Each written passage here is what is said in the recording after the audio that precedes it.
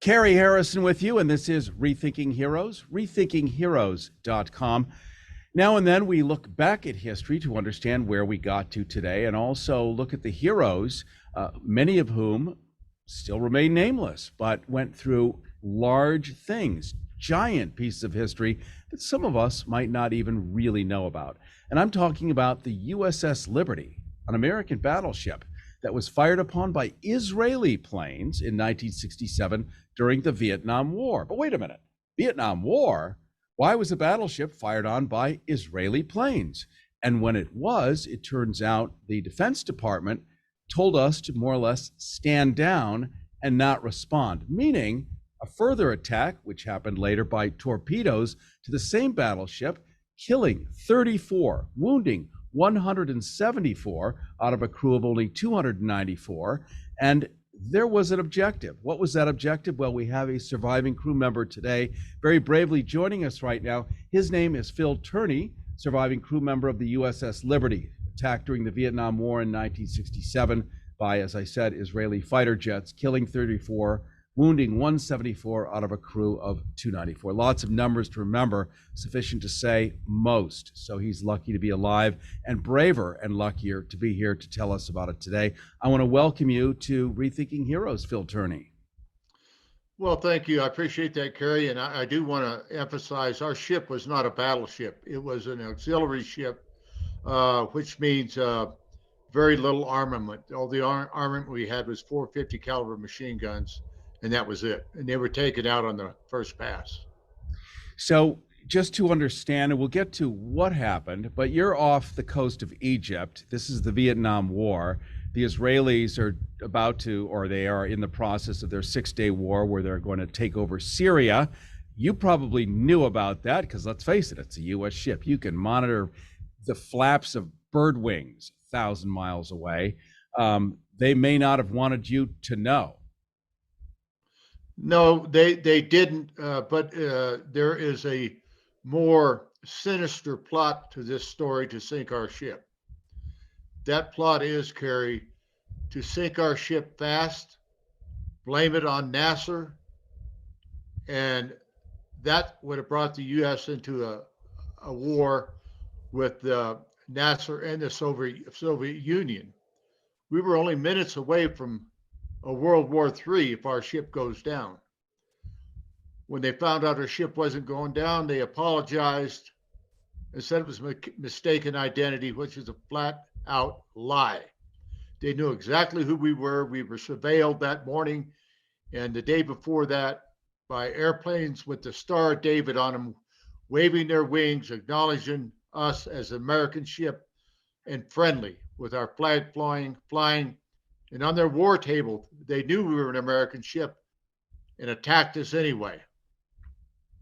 Just to reset, as we continue talking to Phil Turney, he is a veteran, a surviving crew member of the USS Liberty 1967 that was attacked by Israeli jets. Robert McNamara, who was the head of the Defense Department at the time, told you guys basically do nothing, stand down, don't respond with the jets that you deployed to defend your own ship. What would be the purpose of that? I wasn't there. I wasn't even around, but that sounds like an invited hostility. It was an invited hostility by our own government that set us up to be sunk. Our own government set us up to be sunk and dared us to speak out. If any of us speaked out about it, we were threatened with prison or death. And that was our two options. So most of us stayed quiet for a big part of our lives. I stayed quiet for 18 years until I finally read an article about one of my shipmates in the Rocky Mountain News. And I respected this guy. He was a E9 Master Chief. And if he could start talking about it, and by the way, he was a spy. He was a very, very intelligent spy too, by the way. And that's when I got involved. And the cover-up still begins or has never stopped in 55 plus years. Here on Rethinking Heroes, we do everything we can to try to bring some kind of relief to vets. We, in fact, at the end of every month, even relieve $1 million in medical debt. to regular people, we're looking to be able to start doing that specifically for vets, but we do it in the name of vets because you guys are still fighting. You just still are. And a lot of us need to know that this is happening. Also, a lot of us need to know what you've been through and why you can't talk about it. And here, a half a century later, you're able finally to speak about this. Is it still pain of death? Are you still threatened if you tell the story of what happened as a surviving crewman on the USS Liberty?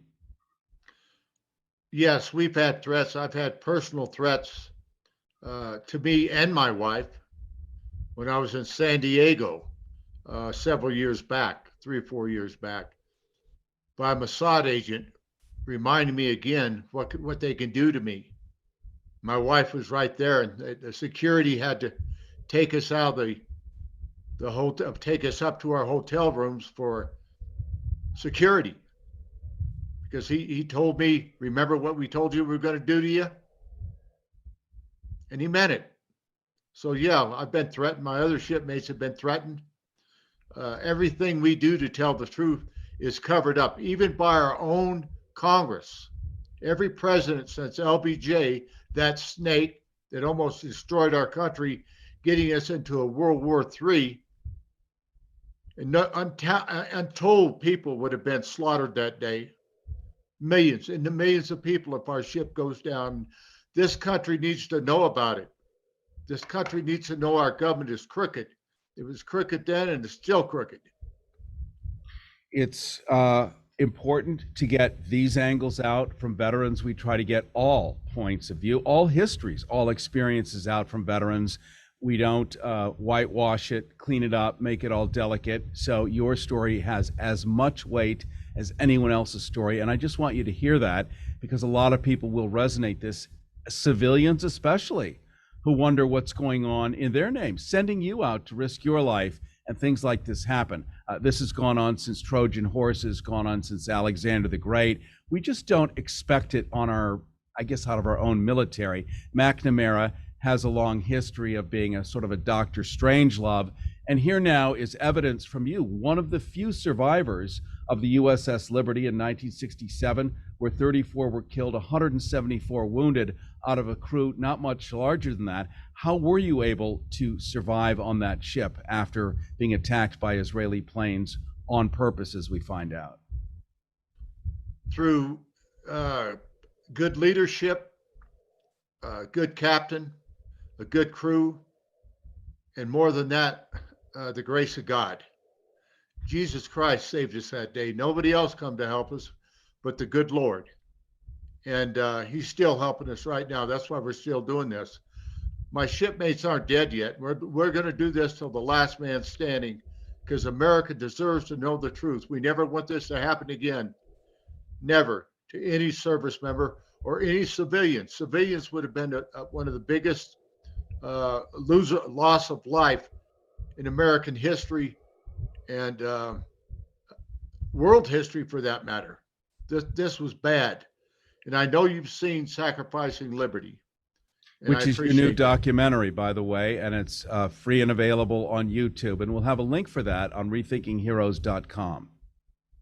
I appreciate that. Thank you very much, because it tells a lot about us. It tells a lot about the story and the people that have supported us over the years, like my dear friend, Admiral Thomas H. Moore, former Joint Chiefs of Chairman of Staff. He told me, Phil, there's no way to let this go. And this was no mistaken identity. This is nothing but cold-blooded murder. Your government stabbed you in the back. And nobody wants to listen to us. So for civilians, let's say they're 25 years old, and they're wondering, gee, should I join the military or not? This is not an indictment of the military. This is just one of those things that militaries do. It doesn't really matter who the owner is of the day, but this is not so uncommon. We just don't often get to hear from people who are eyewitnesses of this kind of treachery, which is the only way you can look at it, and the only way the public would be able to look at it looking back this many years later. Is there a solution to this that you see? Yes, there is a solution. The government's got to open up and tell the American people and the service members, the civilians that love this country and would die for it, the truth. It has to come out. If this story would come out, it could help save our country from the disastrous trip it's on right now. We're going downhill, and it seems like every president, every congressman, every senator will not touch this. They say they've investigated it. There's never been an investigation, ever, not one. But they tell this to people, and it's a lie. It's a flat out lie. And we're trying to get this done. And through sacrificing liberty, they can help us. They can write or whatever. If it's doing any good to the Congress, I don't know, because they won't listen to us. Maybe they'll listen to the masses. We're talking right now to Phil Turney. He's a surviving crew member of the USS Liberty, which was attacked during the Vietnam War, and it was attacked off of Egypt in 1967 by Israeli fighter jets who had flown by early, acknowledged that it was a U.S. ship, flapped their wings to show their own markings, and then came back and killed 34 with 174 wounded with those same jets, and then firing torpedoes. The Pentagon told the ship, don't do anything, don't defend yourselves, more or less, let it happen.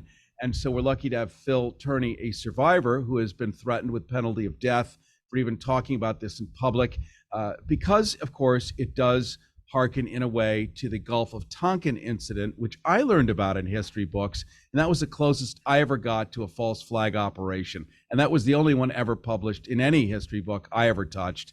And it was vague as to the what and the why. Can you run younger people through the Gulf of Tonkin incident, and then they'll get that, oh, there's more than just one of those now?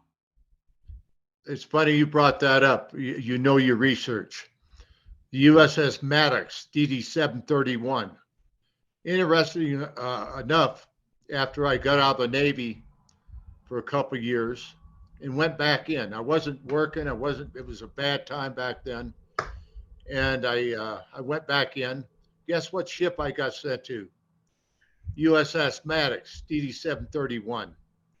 It was a destroyer, as you know, but at that time it was a reserve can. We would take reservists out, for 2 weeks, and we'd hit ports and go through damage control and things like that. There were still people aboard that ship that were then with the ship when the Gulf of Tonkin happened. That never happened. It never happened. It was a lie. The Gulf of Tonkin incident is not real then? It was made up to get us into World War or a war with Vietnam because of LBJ. That's what he wanted, and his generals wanted war, and they got it. It's a lie. So you on the Liberty, it's the same thing, but it was for real. A pretext to actually ramp this thing up into World War III. Did anyone think anyone would survive World War III against the Soviets, against us? I mean, at the time, I think we had somewhere in the neighborhood of 12,000 multi-tipped thermonuclear warheads. Not survivable. That's a question I really can't answer. I can't. Is it survivable? I would hope so. But the deceit behind all this with LBJ, McNamara, there was just a small group of people that did this. I don't blame the Navy. They tried to send help and they were recalled by Johnson and McNamara. Not once, but twice, 3 or 4 times they tried to help us. And they wouldn't let them come help us. There's no threat there. Leave them alone. We were in attack for 2 hours. Over 850 cannon and rocket holes in the ship. Over 5,000 armor-piercing bullets in the ship. Napalm burning us up. Torpedo boats.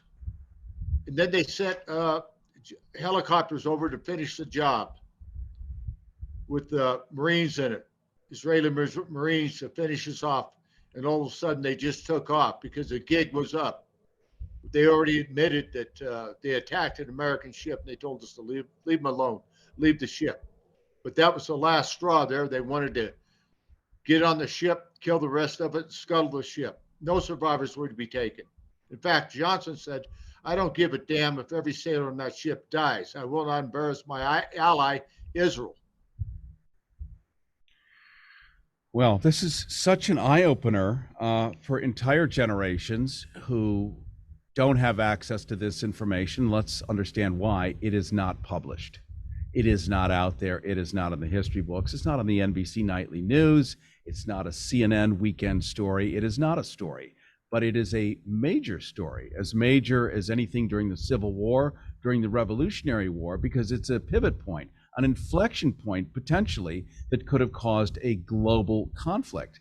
What do you ascribe, Phil Turney, surviving crew member of the USS Liberty that was attacked with 34 killed, 174 wounded, and we just heard what you went through.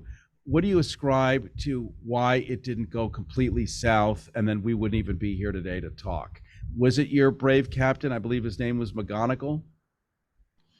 McGonigal was a big part of saving our ship, but we give all the credit to the grace of God. When that torpedo hit, it hit an I-beam. And if it wouldn't have hit that I-beam, instead of exploding outside, it would have went all the way in the ship and exploded inside and broke the ship in half. So that was one miracle. There was miracle after miracle after miracle that saved that ship that day. It just wasn't the crew. Like I said before, it was the grace of God that saved that ship. And that's why we're here today doing God's work. We're just his servant. We're just a servant of Jesus Christ, and he kept us here to tell the truth. And that's what we're going to do till the day we die. Well, I appreciate your coming on, Philip Turney, surviving crew member of the USS Liberty, which was attacked during Vietnam in 1967 by Israeli fighter jets. This was out off of Egypt, killing 34, 174 wounded. He is one of the survivors out of a crew of 294 total. And just think, you have now been in multiple major markets in the U.S. during morning drive or wherever people are playing this show. So your story is out. There is a link to your documentary on rethinkingheroes.com. And I know on behalf of all veterans, one form or the other, I believe everyone really wants honesty, integrity, and the right thing to be done. So however that turns out, I think everyone is there to help. And I appreciate your coming on today. Yes, sir. And if anything I can ever help you with again, I'd be glad to do it. Just ask and I'll be there for you. All right, my friend. Well, best of luck to you. Again, Phil Turney, surviving crew member of the USS Liberty. This is Rethinking Heroes. More to come.